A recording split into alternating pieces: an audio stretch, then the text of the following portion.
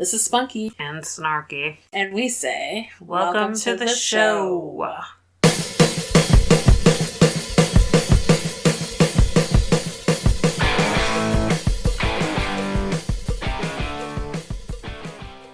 Hello and welcome back to the second week in January, where we're continuing to talk about more drugs. If you missed our talk about the horridness of caffeine addiction last week, well, you're in for a real treat this week. We decided to take a look at one of the classic shows of my childhood, which was Batman, the animated series. And watching it back, I feel like it still lives up to the splendor of what it once was. And today we're going to look at The Fear of Victory, one of the episodes I remember with the Scarecrow in it. So let's dive on in.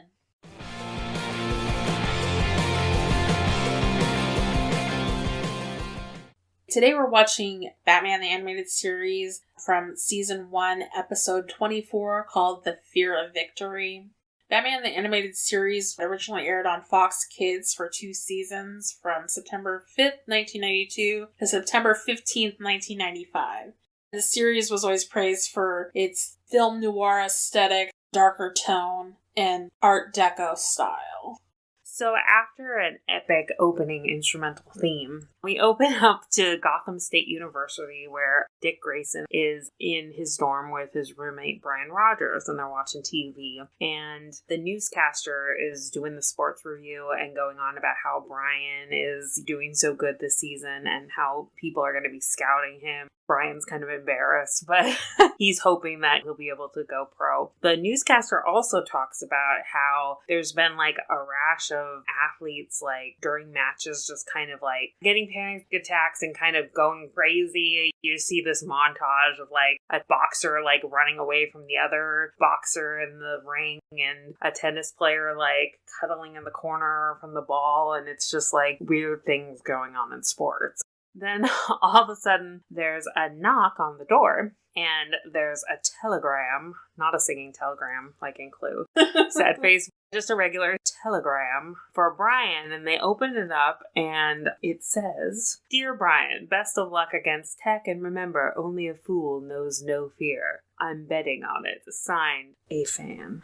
They're like, that's cray-cray, but just ignore it and move on with life. Moving along to the actual football game, Brian's performing poorly. Like, they're in a huddle and he's like sweating up a storm. They're like, "Are you okay?" He's like, "Yeah, we'll do this play." And the teammate's like, "You gotta pass." And he's like, "Okay, I'll pass." And so they're in the middle of the play and he's about to throw the ball when he sees the people coming, and like all of a sudden the like football players like turn into scary monsters, and like he just like stops and huddles and is like, "They're gonna get me." And Dick tries to go on the field and the crowd's all booing and they have to take him away to the hospital. Then you see a shadow lurking behind the lights, laughing maniacally. Later that night, Dick, aka Robin, goes on patrol with Batman and tells him about the game when they spot a robbery in progress on the rooftop of a skyscraper. They go to check it out using their grappling guns to climb up to the top of the building fast. But as they get higher, Robin looks down and is overcome by fear.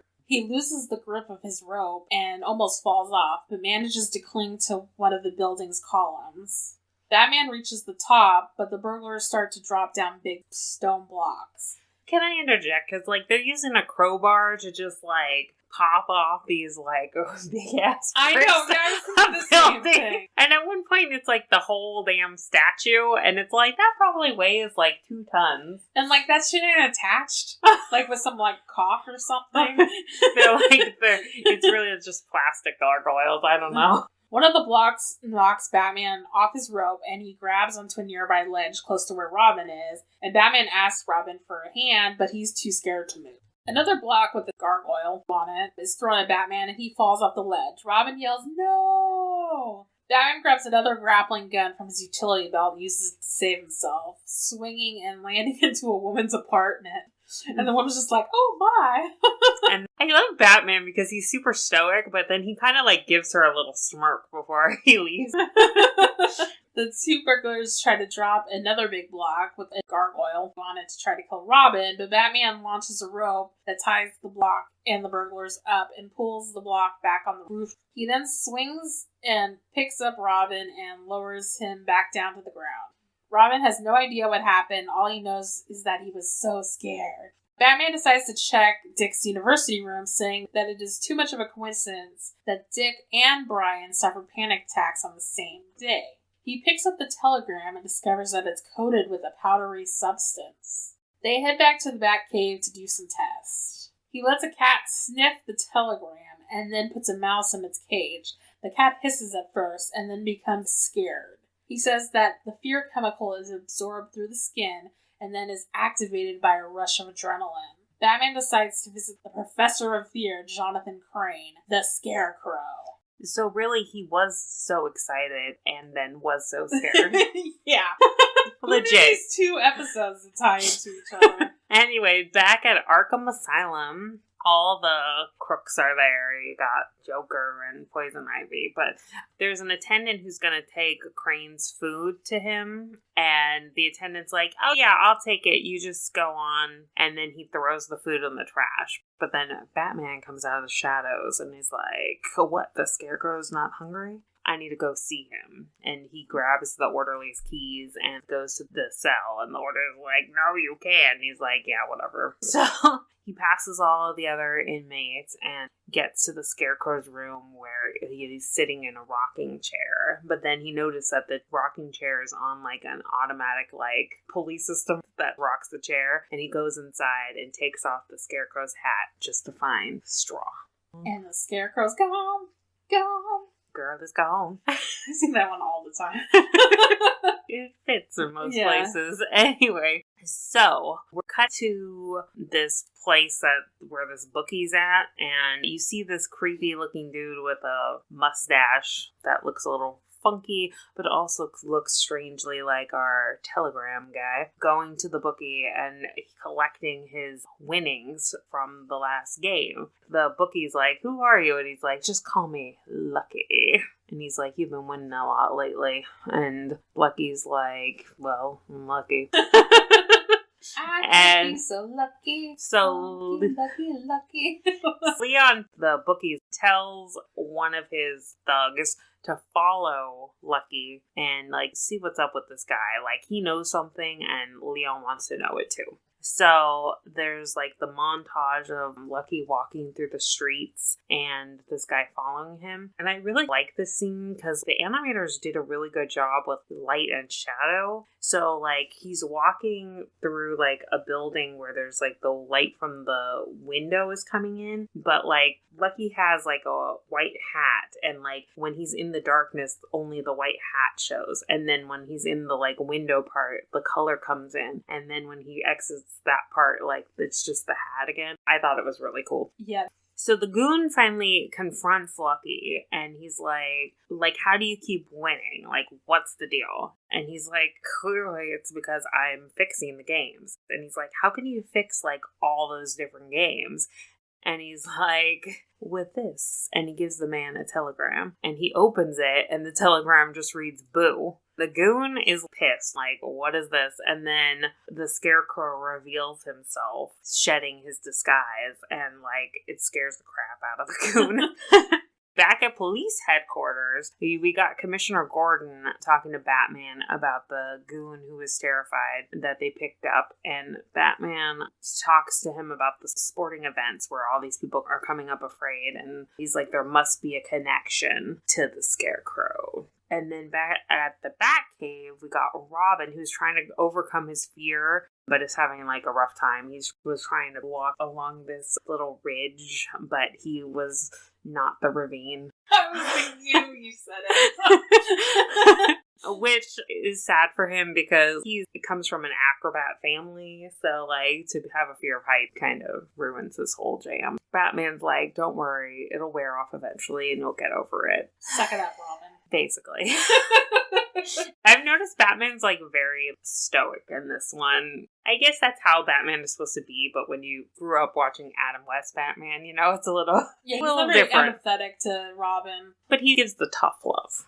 So they decided they're going to go to the football game and see if they can, sniff out the Scarecrow. At the stadium, Robin spots a strange man and follows him. Meanwhile, a messenger boy tries to deliver a telegram to the quarterback, Mitch Knoll, but it is intercepted by Batman. Robin, still following the man, discovers that the man is the Scarecrow and goes to check what he was doing in the players' dressing room. He goes in and sees that a helmet is turned upside down, and Robin knows something is wrong. During the match, the top player performs better than ever, much to the Scarecrow's dismay. Batman confronts the Scarecrow and tells him to give up his plan. The Scarecrow threatens to drop a vial of the potent version of the chemical on the attendees so he can make his escape. Robin sees what's going on and starts to climb up to help Batman. The Scarecrow drops the vial to a lower ledge and Batman goes after it, and the two of them struggle for a while, and the vial is inches from falling down to the crowd.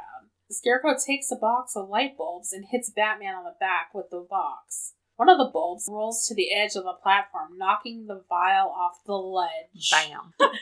Robin uses the bat rope to swing forward towards the vial and catches it before any harm can be done, just as the football team makes the winning touchdown. The Scarecrow then tries to escape but is captured and taken into custody. Later, at Wayne Manor, Bruce and Dick watch TV in the living room as Brian Rogers signs a contract with the Gotham Knights. Dick says that he can't wait to congratulate him, and Bruce says that he can send him a telegram. Dick looks horrified and then smiles, and that's the end of the episode. Bruce has a funny sense of humor. I like it. Yeah, he's kind of snarky. Yeah. Like someone else I know. He's classy snarky. Like me. Anyways, thoughts on the episode? I liked it. I really enjoy Batman the Animated Series, and I feel like I enjoyed it just as much as I did when I was a kid. I thought there was enough adult content for it to still be interesting.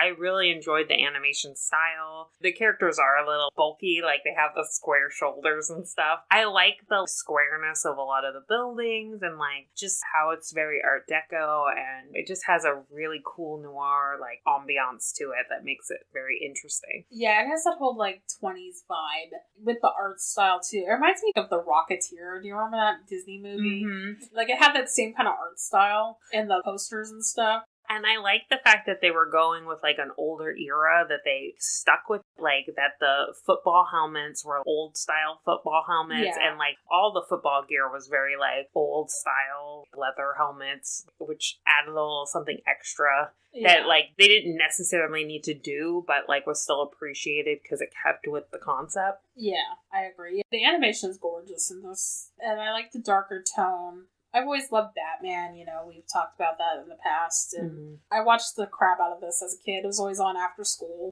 I really like the music to this, too. It's very intense. This episode was really short and to the point, but I know, there's a lot more episodes about, Robin's past, and, there's a lot of dark, issues in this children's cartoon, but I think that's what makes it, very entertaining and interesting to watch. Yeah. This is some dark shit, but I found it very entertaining as a kid, and I still feel like it's watchable now. Some shows you watch as a kid, and you watch them back as an adult, you're ugh. Yeah, it's funny you say that, because I've been recently watching Get Smart, and I love that show as a kid. I used to watch that all the time on Nick at Night. It's still okay now, but it's not as funny as I thought it was when I was a kid. Yeah, sometimes things can be hard to watch when you're an adult, but I feel like this still has enough substance to get you through, and it was enjoyable. Yes. So you ready to move on to the Brain Basement? Let's go.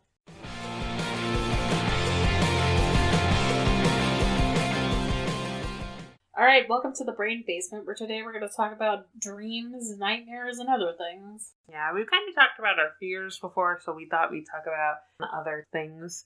I have dreams every now and then where, my house is getting robbed, and I gotta, hide and call the cops. But, that's not really a nightmare. I don't get, scary monster nightmares or anything like that. I don't get nightmares really either. The worst I get is, I'm at work and someone's yelling at me about something. But I don't really get, nightmares. I do have sleep paralysis sometimes. I only get it, once a year, if even that, where it's, your body's, half awake, half asleep, and then you kind of have, a panic attack because you feel like you can't move. Yeah, I had a friend who got those, and I think he had a nightmare, like something about like this rabbit, and like he got sleep paralysis and like woke up and couldn't move, and the rabbit was trying to like kill him. That's why when I sleep, I can't have the blankets above my mouth, because if it's over my head and I have sleep paralysis, I will freak the fuck out.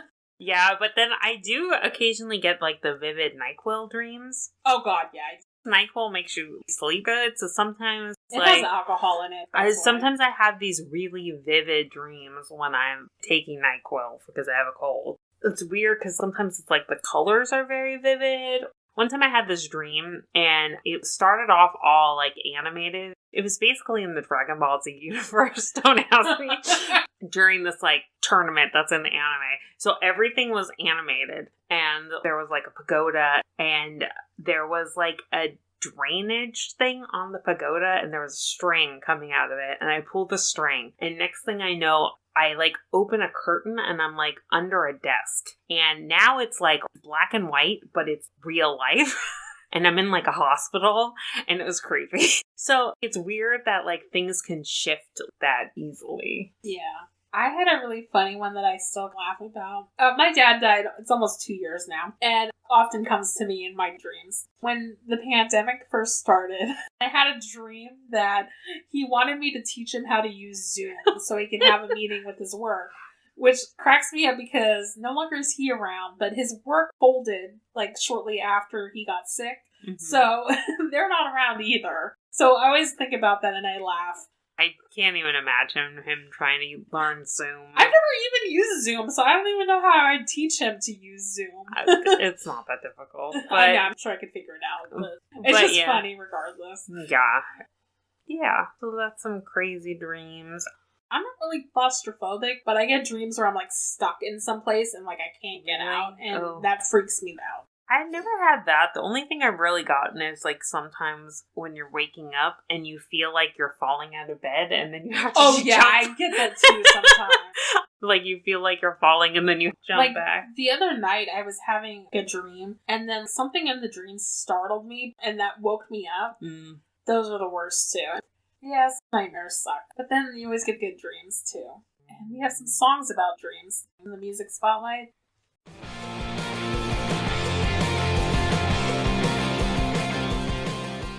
Alright, welcome to the Music Spotlight. For today's topic is nightmare and dream songs. First up on the list is Alice Cooper with Welcome to My Nightmare. I think you're gonna like it. Or not. Yeah, I like Alice Cooper a lot. He's awesome. I like a bunch of his songs, and he loves Milwaukee. Sorry, World. I love that movie. Now I'm thinking of a weird naked Indian picking up trash. That's from the second one. Number 2 on the list is Black Sabbath with Paranoid, sung by Ozzy. Yeah, this is a good song, a good rockin' song. Sometimes you get paranoid, especially after you have a nightmare, and you're like, was that real or was that a dream? Number 3 on the list is one of my favorites. It's Naz Nomad and the Nightmares with I Had Too Much to Dream Last Night. I had too much to dream last night. Which is a cover of the Electric Prune song. And if you're like, who the F is Naz Nomad and the Nightmares? I've never heard of them. Well, they're the Damned in disguise. This was like their 60s psychedelic side project. At number 4, we got Blue Oyster Cult with Seasons Don't Fear the Reaper. Yeah, this is a good one. Of course, it is most famously known from that SNL skit where they're like, it needs more cowbell with Christopher Walken. More cowbell. Yeah, I like the song. And it's funny because the song was used in this FMV video game called Ripper, which also had Christopher Walken in it. Which, I don't know, I just find that funny. Who doesn't love Christopher Walken? Moving on to number 5, we got Metallica with Enter Sandman. Exit light. Enter night. Take my hand. Off the Never Land. Yeah, this one's a good one. Rockin' song. I saw Metallica live like 20 years ago. God, I'm old. Yeah, they're fun. And they're from our neck of the woods, so yeah. And our honorable mention is one you picked. From back in the day. Not so much a nightmare, but, if you want to have good dreams, you gotta call on Mr. Sandman. By the Chordettes. Bum bum bum bum bum bum bum bum bum bum bum bum bum. Mr. Sandman. Yes. Bring me a dream. Making the cutest man I've ever seen. Give it 2 eyes like roses and clover. And tell him that his lonely nights are over. Okay, enough of that. Classic. But lots of wavy hair like Liberace. Speaking of Liberace, was in the 60s Batman as Chandel. Basically, he was playing himself, and Aunt Harriet was all swooning over him. She's like, oh, he plays piano so nicely. But then his, evil twin brother was a crook, and then Batman had to, send his ass to jail. We're going to talk about 60s Batman in the future, because I have a couple episodes I want to talk about. Stay tuned. Same bat time, same bat podcast listening service. And that's it for the music spotlight. If you want to listen to these songs in full, you can check them out on our website. Thanks for joining us once again for our Batman special. Remember, kids, as my mom always said, don't do drugs. If you want to drop us a line, you can email us at spunkyandSnarkyshow@gmail.com. You can check us out on our website at spunkyandSnarkyshow.wordpress.com. You can leave us a voice message on our Anchor page, which is anchor.fm/spunkyandSnarkyshow. And we're on Twitter, Instagram, and Facebook if you want to reach out there or like our page. We'll see you next time. Thanks for listening. Have a good one.